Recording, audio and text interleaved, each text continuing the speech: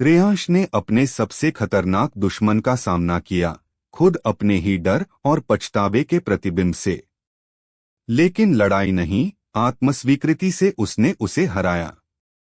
प्रतिबिंब के गायब होते ही एक नया रहस्य सामने आया। ऊपर की ओर जाती एक सीढ़ी और अंधेरे में चमकती दो आंखें।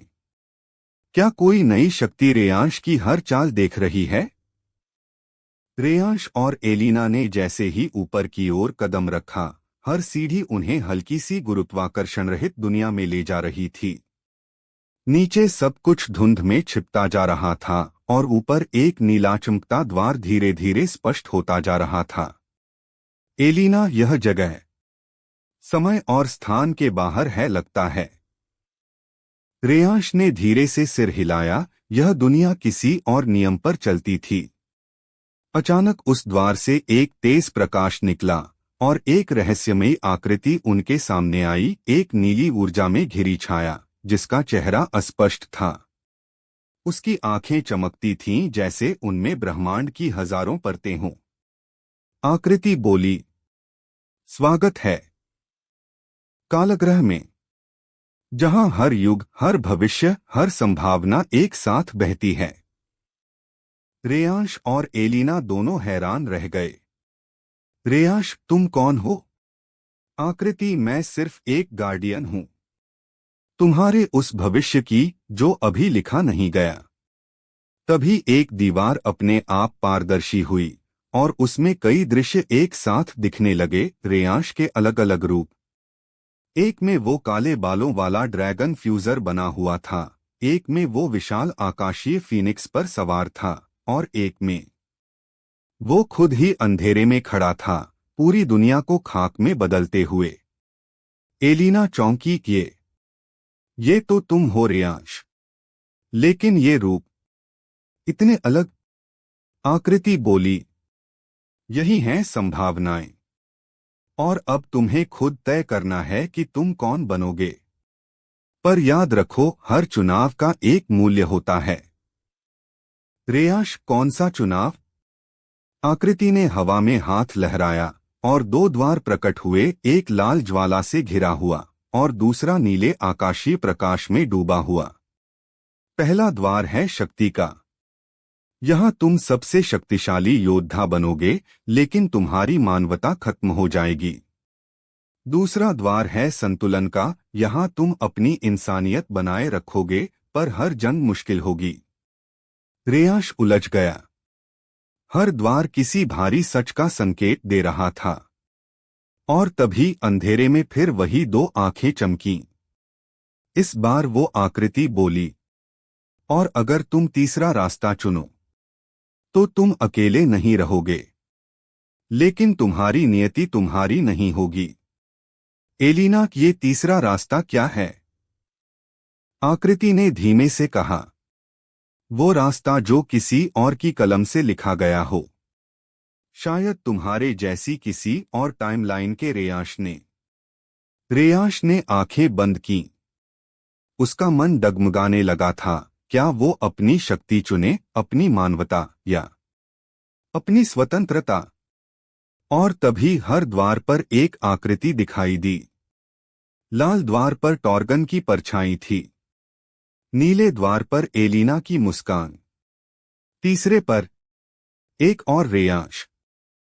3 रास्ते, एक नियति। रेयांश का सबसे कठिन चुनाव। रेयांश के सामने 3 द्वार खड़े थे और तीनों पर अतीत, भविष्य और संभावनाओं की परछाइयां। हर रास्ता जैसे एक नई दुनिया का वादा कर रहा था या शायद चेतावनी दे रहा था। रेयांश, धीरे से, अगर मैं शक्ति को चुनता हूं, मैं वो सब बचा सकता हूं जिनसे मैं प्यार करता हूं। अगर संतुलन को चुनता हूं, मैं खुद को नहीं खोऊंगा, पर शायद किसी को बचा ना सकूं। और तीसरा रास्ता, जो शायद मेरा लिखा ही नहीं। एलिना उसकी तरफ बढ़ती है, उसका हाथ पकड़ते हुए। तुम जो भी चुनोगे, मैं तुम्हारे साथ हूं। लेकिन एक बात सोचो रेयांश, तुम जिस रास्ते को चुनो, क्या वो तुम्हें खुद से दूर कर देगा? रेयांश ने आंखें खोलीं। उसकी आंखों में अब डर नहीं था, सिर्फ सवालों का उत्तर ढूंढने की इच्छा। तभी वो आकृति फिर प्रकट हुई।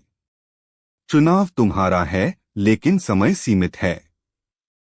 हर द्वार एक विशेष क्षण के लिए खुला है। रेयांश ने कदम बढ़ाया, लेकिन किसी द्वार की तरफ नहीं। वो तीनों द्वारों के बीच खड़ा हो गया और जोर से बोला, मैं किसी और की लिखी कहानी नहीं बनूंगा। मैं कोई भी दरवाजा नहीं चुनूंगा। मैं खुद अपना रास्ता बनाऊंगा। उसके शब्दों के साथ ही हवा कांप उठी। पूरी संरचना कालग्रह गूंज उठा उसकी घोषणा से।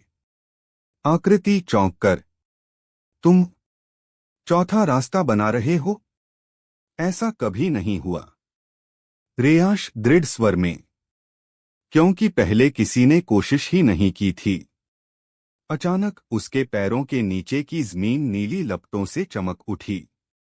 तीनों द्वारों की ऊर्जा मिलकर एक नई दिशा में बहने लगी, और उस नई दिशा में एक दरार खुली, एक चमकदार सिल्वर लाइट से भरी हुई। एलिना हैरान होकर, ये कोई और ही आयाम है। लगता है तुमने टाइमलाइन को मोड़ दिया है। रेयांश ने उसकी ओर देखा और मुस्कुराया। अगर मेरी ताकत फ्यूजन है तो मैं विकल्पों को भी मिला सकता हूं। और तभी उस दरार से एक विस्फोट हुआ। समय जैसे रुक गया, और एक नया किरदार वहां प्रकट हुआ, एक किशोर जिसकी शक्ल हूबहू रेयांश जैसी थी। लेकिन उसकी आंखें चमकीले सुनहरे रंग की थीं, और उसके कंधों पर दो राक्षसी परछाइयां फड़फड़ा रही थीं। नई आकृति बोली, तो आखिर तुमने रास्ता बना ही लिया।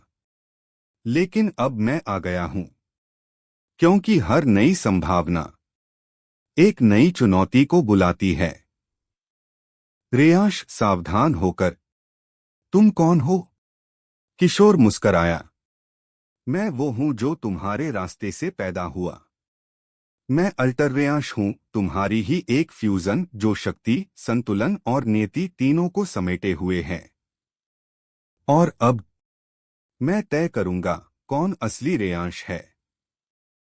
अब जब रेयांश ने अपना रास्ता खुद बनाया है, तो क्या वो अपनी ही छाया से लड़ पाएगा? और क्या उसका नया रास्ता उसे उसकी असली ताकत तक पहुंचाएगा, या उसे खुद से ही छीन